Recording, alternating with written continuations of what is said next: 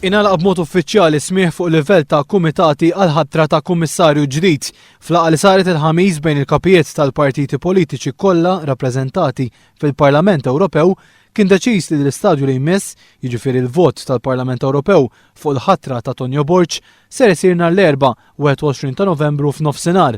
One News tkellem mal-kap tal-Uffiċċju tal-Parlament Ewropew f'Malta, Peter Agius. Il-ġurnata tal-plenarja ħad tkun l-Erbgħa, il-21 ta' Novembru, u hemmhekk qed nistennew li l-vot jittieħed madwar nofsinhar. Intant id-dikjarazzjoni finali taż-żewġ kumitati li nhar it-tlieta li għaddew mixxew l-eżami ta' Tonio Borg ser tinħareġ fl-24 siegħa li ġejjin. Dawn l-istqarrijiet sempliċement ħajiddeskrivu l-evalwazzjoni tal-MEPs fir-rigward tal-hearing u naħseb li ħajkunu jirriflettu id-diversità ta' opinjonijiet fih dan l-MEPs differenti. Ġifieri huwa f'dan is-sens allura li għalkemm ħajkunu interessanti dawn l-istqarrijiet ma naħsibx għandhom ikunu konklusivi. L-Ewroparlamentari ser ikunu jistgħu wkoll resqu riżoluzzjonijiet dwar il-ħatra ta' Tonio Borg bħala kummissarju. Sa nhar it-tnejn flaxija qegħdin nistennew li l-partiti politiċi jresqu draft ta' riżoluzzjonijiet, ġifieri dawn jistgħu jipproponu tliet affarijiet essenzjalment li jiġi approvat Tonio Borg,